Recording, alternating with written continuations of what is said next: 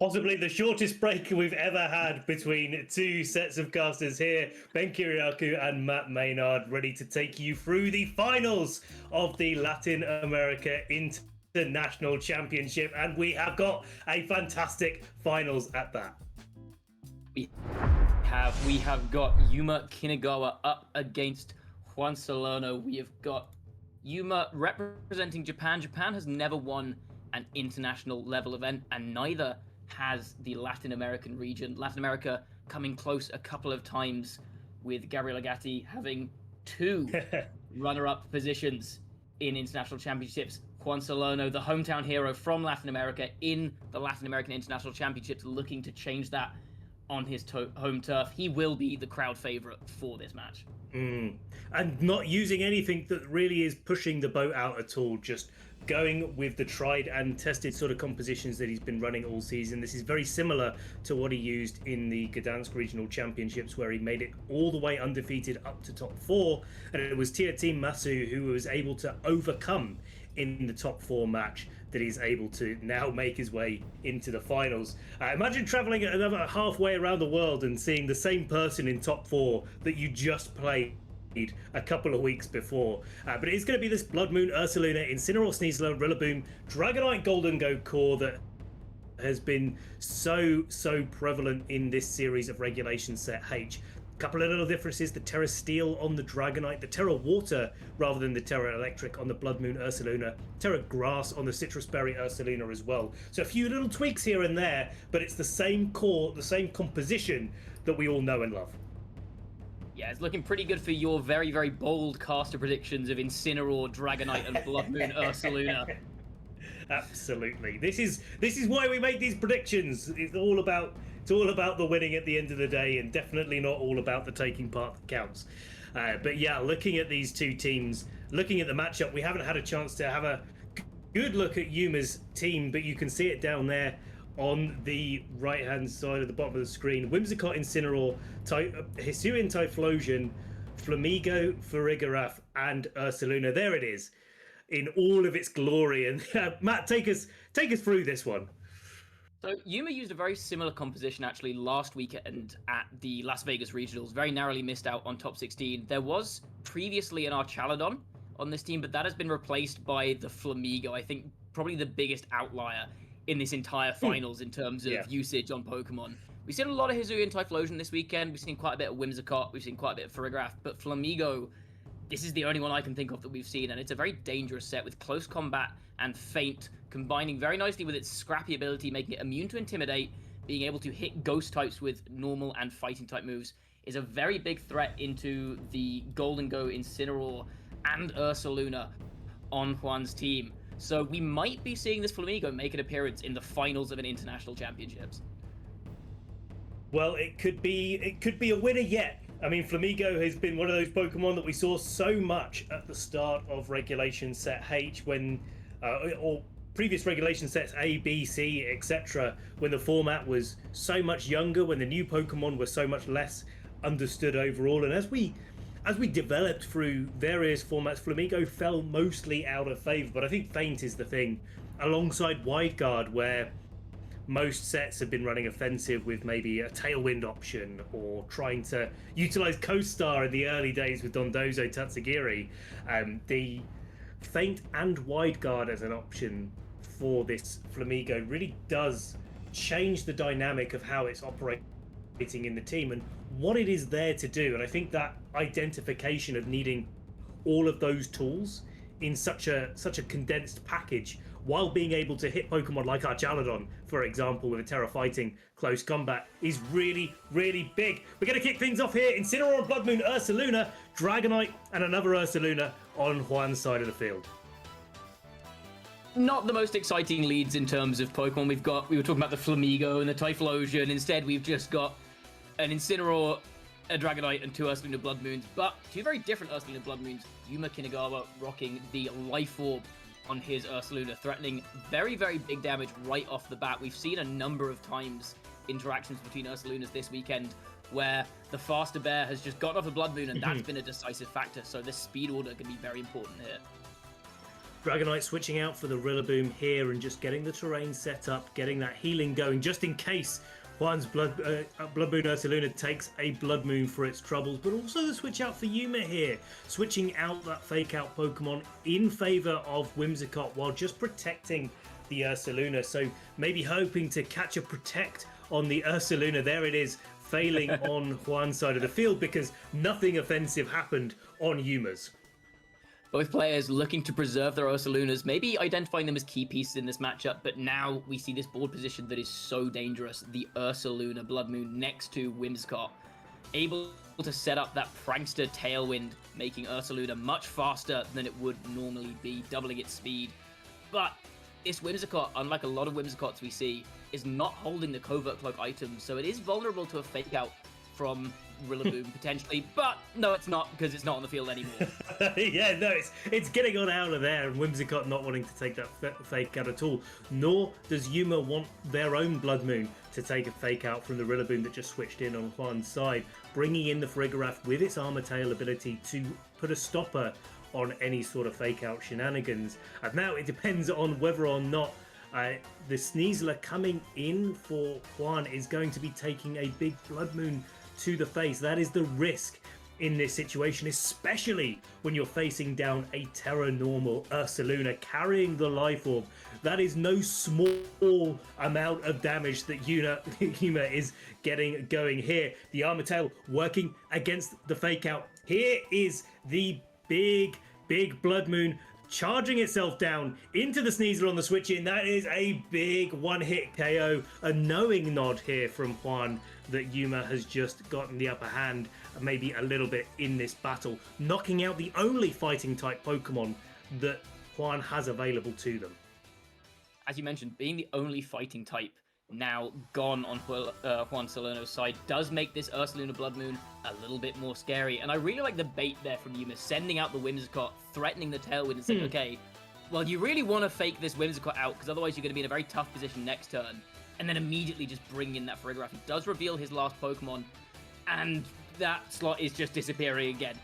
This Ursaluna Blood Moon, clearly no one on the team particularly friendly with him. Everyone just leaving as soon as they see that he's here.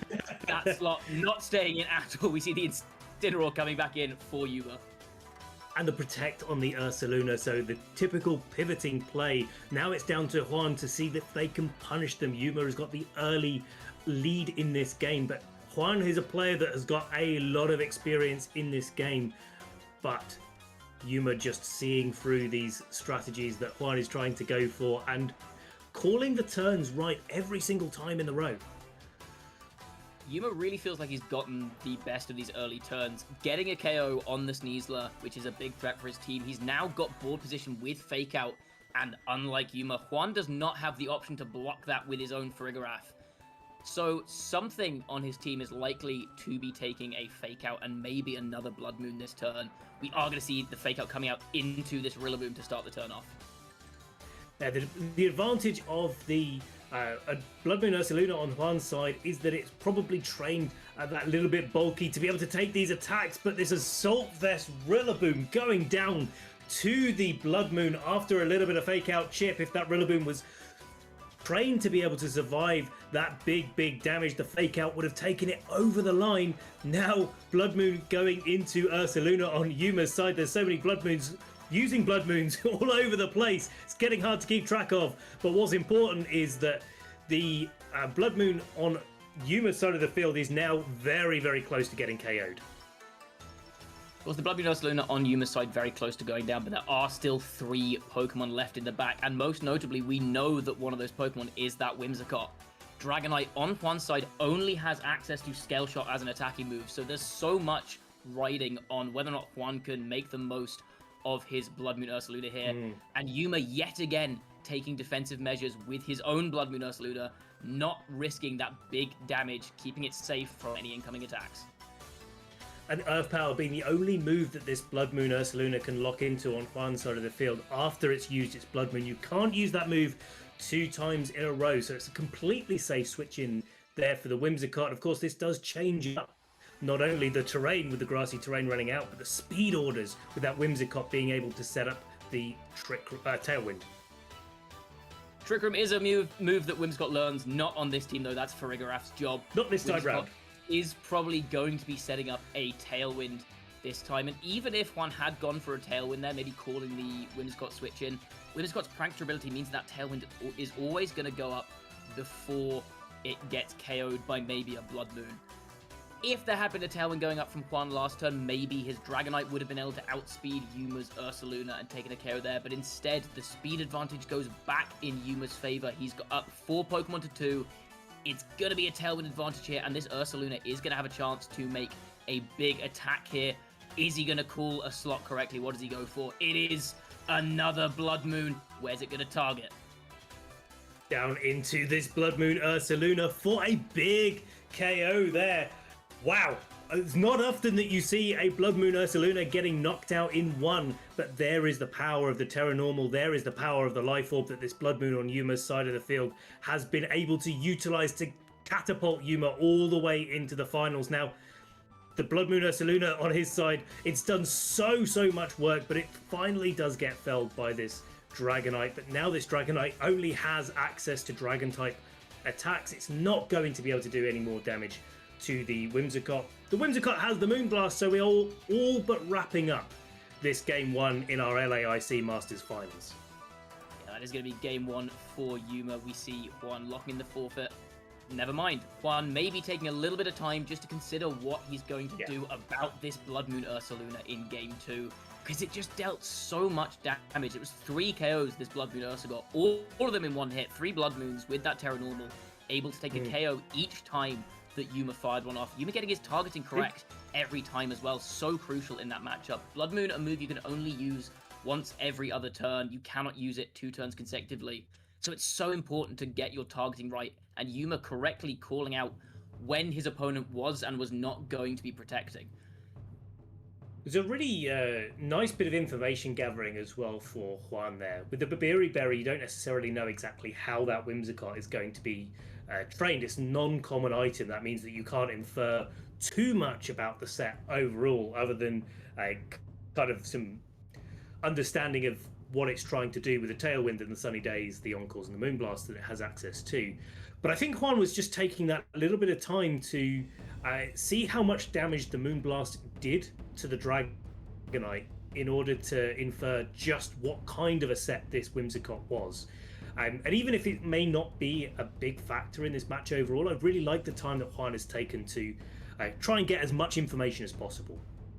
That's a very good point. Yuma is almost certainly going to have a better idea of how Juan's Dragonite is trained and vice versa. So, as you mentioned, I do like Juan's decision to maybe just scout out to see how offensively this Whimsicott is trained. We are going into Game 2 now, and it's the same leads from both sides, but we've got information from Game 1.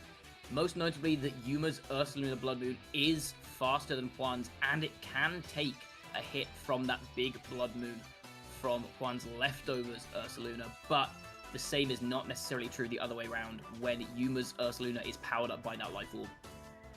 It's a big deal in this matchup as well, isn't it? Because now the tables have turned slightly in the information game. The likelihood that Yuma is just going to switch the Pokemon next to Ursaluna over and over again is pretty low. But the question is can Juan actually take advantage of that? Try and get some of these early turns right. Try and carve out a little bit more of an early game lead in this scenario. Yeah, we are going to see an immediate switch here. Golden Go coming in, a change up from Juan's plan in Game 1. We didn't see that Golden Go before, but it's a powerful special attacker with that Life Orb. Ursaluna Blood Moon, famously not the strongest Pokemon on the special defense side, so maybe these big Make It Rains can start to rain down some damage on this Ursaluna, but it will be Ursaluna's turn to rain down some damage first. Fake out onto the Dragonite here.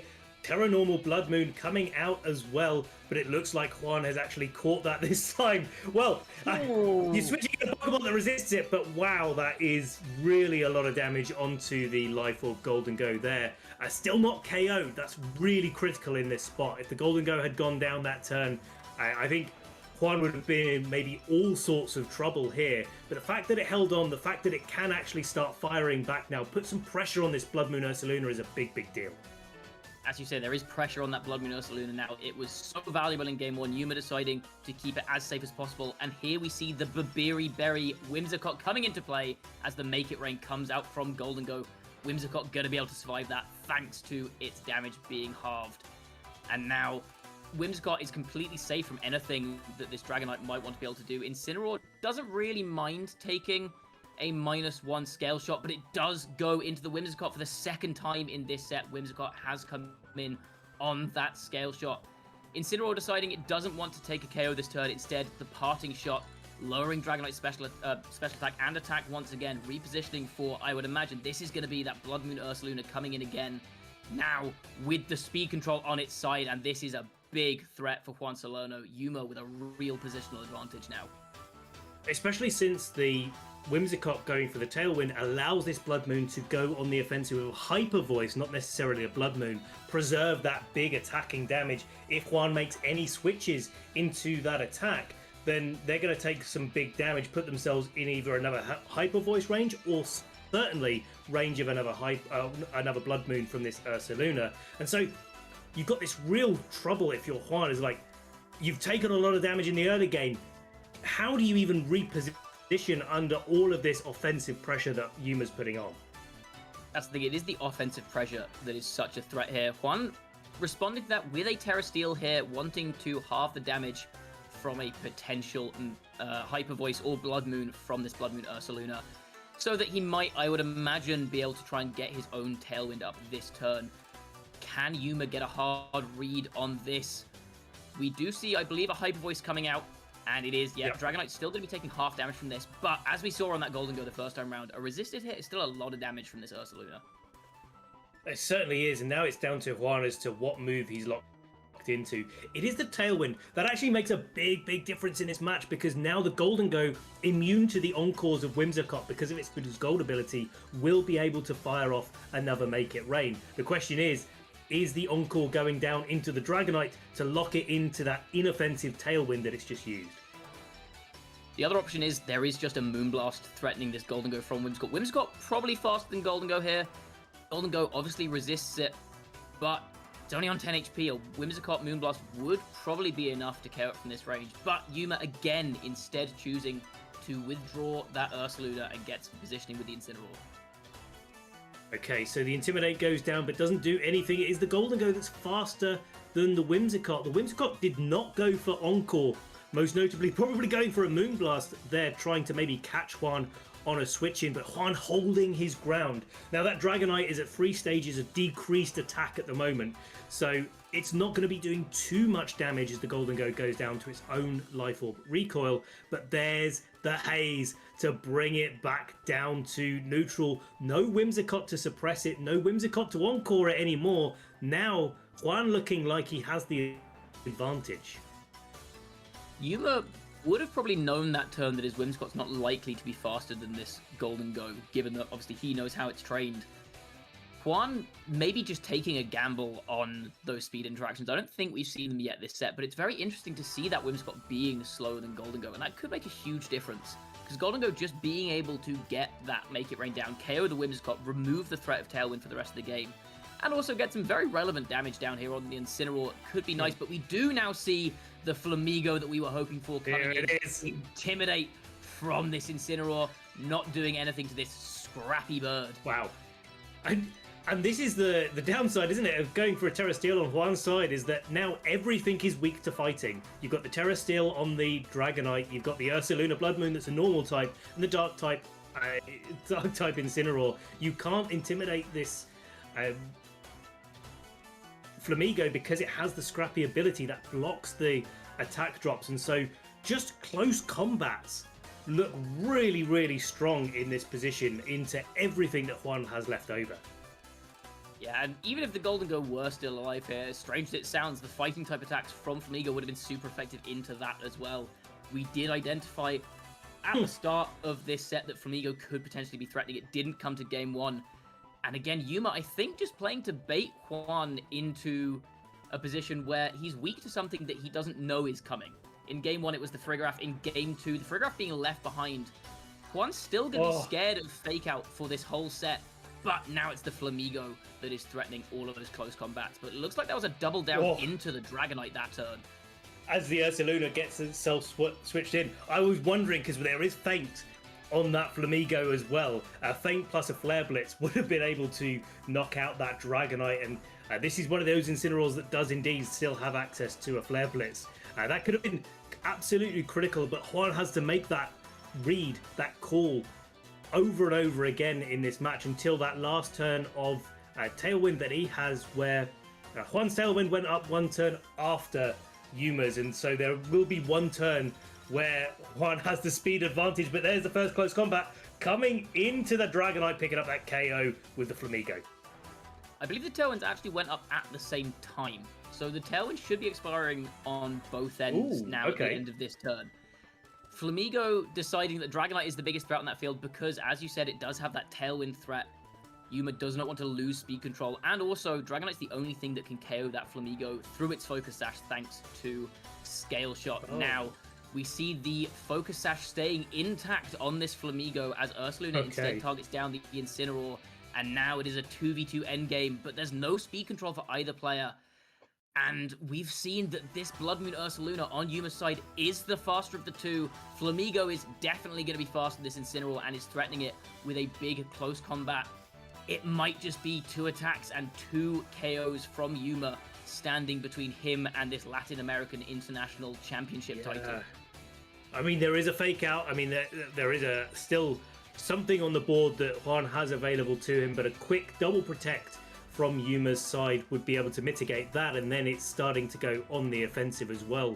Yuma has a slight advantage in that on the off turns of Blood Moon, you can go for Hyper Voice instead. There's a Detect coming out on the Flamigo and the Protect coming out on the Blood Moon Ursaluna. Juan knows that his opponent is well enough versed in the video game to not miss that fake out coming out from this Incineroar. And it looks like we are 1, maybe 2 turns away from crowning our LAIC champion. This feels like a pretty simple close combat into the Incineroar and Blood Moon into the Ursaluna, or Hyper Voice if you're worried that this Incineroar is going to be able to take that close combat. But Flamigo, not the strongest Pokemon, but close combat is a very, very strong attack. With that same type of attack bonus, super effective. We see the Protect coming out from Ursaluna, maybe hoping the Incineroar survives, maybe hoping to catch a Blood Moon into that Protect, but Incineroar does go down to the close combat, and now it is a 2v1. Yuma surely has this wrapped up now. Just all it will take is a close combat followed by a Hyper Voice. Juan there clapping, Yuma having a small amount of celebration. There is only one more turn. Juan playing the best that he's ever played in an international tournament, making it all the way to the finals. There's the close combat. The Flamigo can't make it quite all the way on its own, but there is a trusty Blood Moon. It's a speed tie! It's a speed tie the whole time! The Blood Moon coming back. We will rear up for a win there straight away on this turn, but it's not this turn. There is still a close combat ready to go, and Juan seeing that maybe there was a chance, maybe that it was a speed tie going down between these two Pokemon, but with the Focus Sash intact, Yuma is still only one close combat away. No way. That's not information that you want to find out on the very last turn of the match. Maybe that could have changed how Juan played. He's going for this Protect, opening up the chance for a Blood Moon next turn, but Yuma would have to not click close combat for 4 turns in a row here, I think. Look. Juan has made it to the international stage for his second time. He's enjoying his time up there. Let's pay Juan his dues. He's been such a fantastic competitor. But with the final close combat, it is Yuma Kinugawa that is going to be crowning the title of Latin America International Champion. What an absolutely fantastic set from Yuma. The thing I enjoyed most, I think, that he was doing there is, as I said, baiting certain options out from Juan in game 1, showing the Whimsicott, and you'd think your opponent's not going to bring all 3 supportive options in Incineroar and Farigiraf and Whimsicott, so maybe making Juan think there's not going to be Farigiraf in the back, and then catching that Fake Out, and again in game 2, dissuading the use of Fake Out, and then bringing in that Flamigo that wasn't there in game 1. And just like that Blood Moon Ursaluna did in the first game, Flamigo was the one that took 2 KOs and did most of the damage on Ursaluna. Yuma doing such a good job of identifying which Pokemon were going to be crucial in both games and leveraging those Pokemon so well, using one Pokemon to the utmost advantage in both games. And let's be clear here.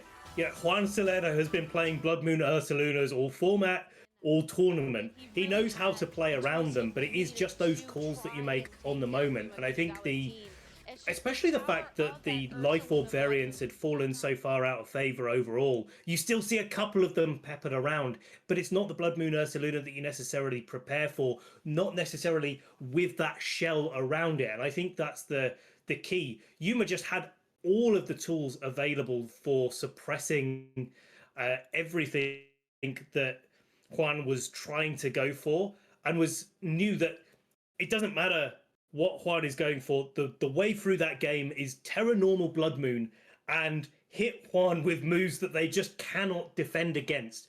Find the time to swing and then swing into the right place at the right time. We've had our thoughts on this set, but it looks like we are going to try and jump over now and see if we can have a listen in on Yuma's thoughts on the set as we jump to the winner's interview.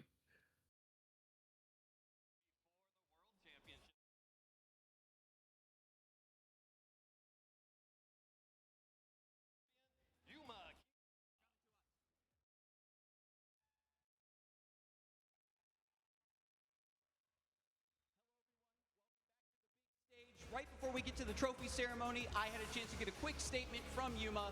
Congratulations. How are you feeling? Is there anyone you want to thank? Kinugawa-san, 勝つおめでとうございます。今気持ちどうですか？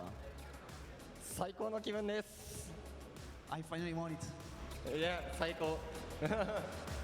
Short and sweet. He's feeling good, but now we're going to send him backstage so that we can head to our trophy ceremony. Let's go.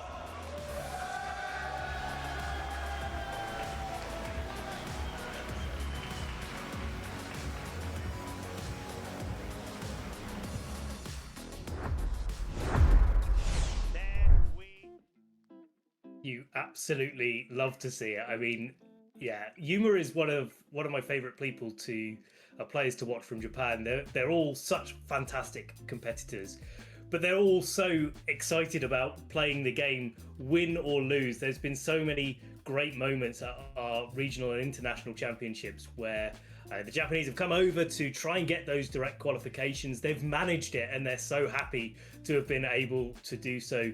Yuma going a little bit further than where he needed to, only needed to get to top 4 to get the direct invitation and to bypass the Japanese qualification system for getting into the World Championships. But hey, you know, if you're up in top 4, why not give it a go to go all the way? Why not try and win it?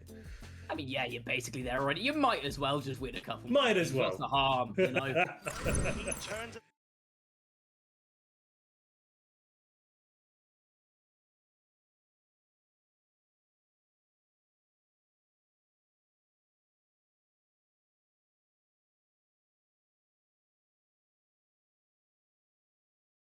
But I got to give it up to Juan Salerno.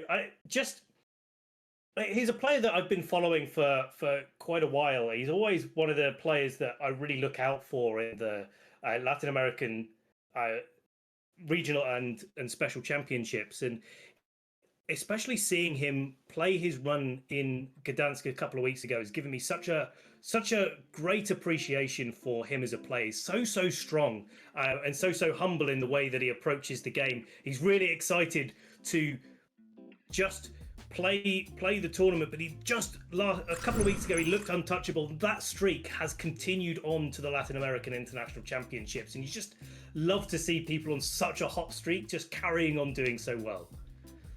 Yeah, his last couple of seasons, he's been incredibly consistent, not just at getting good results, but getting excellent results. So he had a win at the, Rio de Janeiro regionals last season, top cuts in Joinville, Fortaleza, Santiago. This season, got finals at the Buenos Aires Special and top 4 at Gdansk just a few weeks ago. So he has been so consistently hitting those peaks, now with a second place at an international championships. That's his best result at an Internats, just about overtaking a top 4 he got a number of years ago. what an incredible, as you said, an incredible season from this player. Always a player to watch, always so consistently finding himself in the upper echelons of these brackets. We've got to give a quick shout out while we're here to Magnus and Isaac, who gave us an absolutely fabulous juniors finals, going to 3 games. And it's just those small margins, just like in the Masters finals, that these juniors just keep doing so well.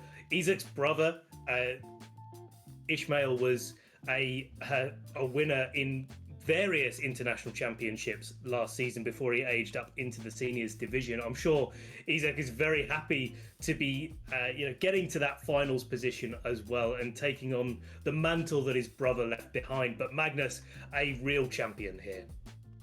Yeah, we've had a couple of power families in VGC over the last few years. The ones that come to mind are Marco Silva and his younger brother Pietro have been incredibly consistent at the top of the Masters and Seniors bracket. So that's going to be very scary once Pietro ages up, and we may see a similar situation here. And now let's have a look at our Seniors top 8 bracket. Matthew Henry with a very clean run through the top 8, not dropping a single game in top 8 or semi-finals, only dropping one game in an exact mirror match against Charlie Kim in the finals, who also had a very strong run through the top 8 here. Yeah, so it's not even quite an exact mirror match. The Pokemon are all the same, but there's some item choices that are just that little bit different between the two teams, and that makes all of the difference overall. Some Terra choices as well. It was such a close game between these two trainers, and actually this is another example of our seniors just showing us that they can age up. When they age up to being masters, they're going to be players that we really do have to keep a big eye on, because they are so skilled, and they have the time. They have the time, not like us old people that maybe have to put the game down occasionally to go and maybe put food on the table. But these kids have the time to be able to dedicate to the game, and that makes them so dangerous. Well, they really should be going to school, but outside of that. that as well. But here's our Masters bracket. Lots of 2-0s here. Tier team. Apologies. Juan Salerno getting a 2-1 over Gabriel Agachi, and then getting a 2-0 over Tier team, who beat him in the Gdansk Regional Championships last time round. Yuma Kinugawa having such a great run up to the top cut, being the first Japanese player to win an international championships as well. I'm sure his community will be circling around him when he gets back home. Yeah, it was a chance for both of these countries, Japan and Argentina, to win their first ever international level event. So a lot on the line for both players, but obviously the Latin American crowd will still be very proud of Juan Salerno for the performance he put up this weekend. And we saw that the remainder of the top 8, also incredible performances. Any top cut record at an international championships is incredibly impressive. We saw just the caliber of play we had across the entirety of this weekend with, I think we said it on day one, and we'll say it again now, most of the sets that we featured probably could have realistically been the finals, but some of those people didn't even make it to phase 2 of this tournament. It's been such a tough competition, and it's impressive to see who has come out on top ahead of all of their cohort. Who's taken home a couple of quid worth of prize money there. Yuma taking home $15,000 for their win. Juan Salerno taking home 10,000 as well. Of course, that prize money goes all the way down to top 32. Our juniors and seniors will be taking a nice pot of cash home as well as the swag that comes along with getting these top placements at international championships. In the championship points, that positions 5 through 32 and even further down will be taking home as well with them. Gets them well on their way to the World Championships and the journey that we have to the end of our season.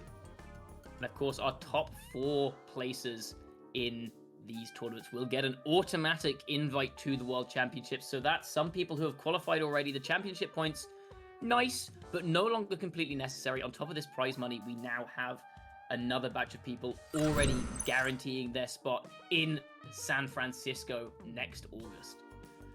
Yeah, it's gonna be a great tournament, and this is the thing that I love about starting to fill up these direct invitations, because you know that there's a certain set of players that have already qualified for the World Championships, and just as the season goes on, it just makes you more and more excited. It's like, hey, we're gonna get to see that player. Now we're gonna get to see Yuma Kinugawa playing at the World Championships. And yeah, I just think back to the World Championships last year, where I think it was in round 3 or 4 of the Swiss, that Yuma played up against Matty Morgan, and there was that infamous sucker punch mind game that the two of them were playing, and on turn 7 of this sucker punch mind game, the call was made, and Yuma got it right in game 3, I think it was, or the final game, the deciding game of the set. Either way, it could have gone either way, but Yuma made the call, and it's just something that I just love seeing the spots fill up. But let's get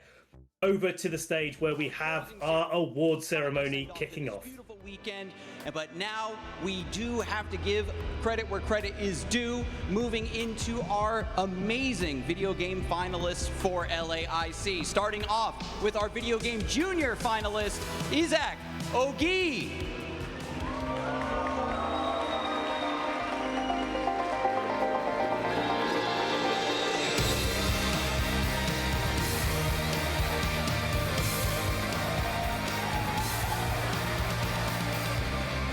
And a round of applause and congratulations to our video game junior champion, Magnus Andreasen.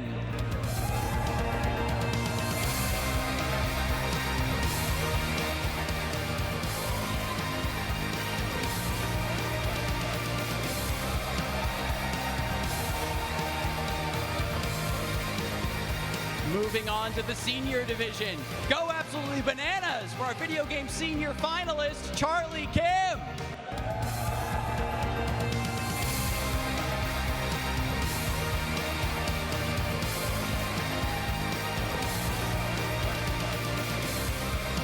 Now let's hear it for our senior champion, Matthew Henry.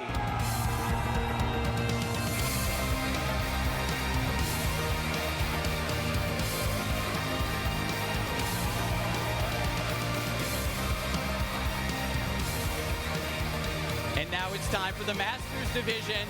Let them hear you across the globe. It's your video game Masters finalist, Juan Salerno.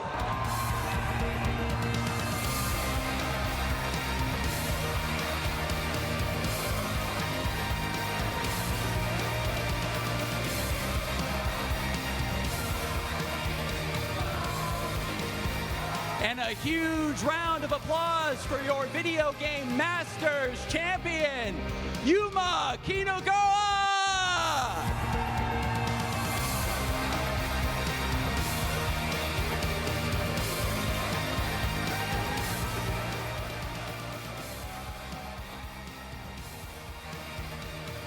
All right, trainers, lift those trophies high. Let them see it and drink in this moment. You earned it. One more round for them, folks. Let's hear it. These are your 2026 Pokémon Latin America International finalists. And thank you, of course, once more, trainers, for putting on such exciting battles for us this weekend. It has been a pleasure, and now we can let you head backstage so you can continue your own celebrations.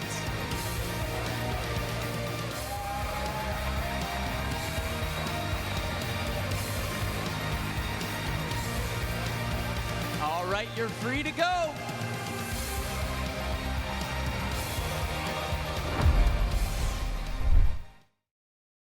And that is gonna wrap up an incredible weekend of Pokemon at the Latin American International Championships. Congratulations to Magnus, Matthew, and Yuma, our VG champions this weekend. And congratulations, of course, to everyone who had those impressive finalist placements, top 8 placements. It's been an incredible, incredible weekend of Pokemon. I have thoroughly enjoyed every single set that we have had the privilege of watching. And I imagine you are probably feeling the same, Ben. Very much, very much. It's been a fantastic internationals, and the quality goes up every year for the level of play. Who's leveling up into our age division, who is taking the next championship by storm, working out the next great team to bring along, or the way to play the same team that we've been using over and over again, just that little bit more consistently, that little bit better than everyone else. It's just been a fantastic weekend for all of that. And we've got to say a big set of thank yous to all of the people that are involved in putting on this show as well. We are not the main broadcast, we are merely the side stream, but it has been such a fantastic set of matches, and it's so great to be able to immortalize all of these matches that we've been able to be casting over. So thank you to the VR team, thank you to TPCI and all of the broadcast team over there to help us put on this show as well, because it takes all of them to be able to send the signal over to us for us to do our things. Thank you to you, Matt. Thank you to Hayden and Cedric as well, that have been so fantastic in bringing all of the action to all of you at home. And thank you to everybody watching as well. We thoroughly enjoyed our time. We hope you have had a great time as well as us. And yeah, Matt, any final words from yourself? I don't know if I've covered everything here. I think you've covered everything pretty succinctly. Again, big thank you to the VR team. Thank you to all of the casters, both on the main broadcast and on this side stream. And again, thank you, Ben, for tolerating me for a whole weekend. I know it's not your favorite activity, but you've it's been a good time. It's been a good time. I have put on a brave face. I've needed to at times, but you know, no, we've had a great time. We've had a great time. It's been an absolute pleasure behind the desk here, and thank you to Pablo as well, who has been here behind the scenes all the way through. We've managed to have a break behind the caster desk, but you know, our production team here have been staying strong all the way through, even though this is not necessarily a favorable time zone to them. So big shout out to them as well for being here for us all the way through. I think that just about wraps up all of the thank yous that I had in mind. So I think with that is going to be the end of our Latin American Regional Championships. It has been an absolute pleasure to bring all the action to all of you at home. And there's a little bit more Regulation H still left to play next weekend in Stuttgart Regionals.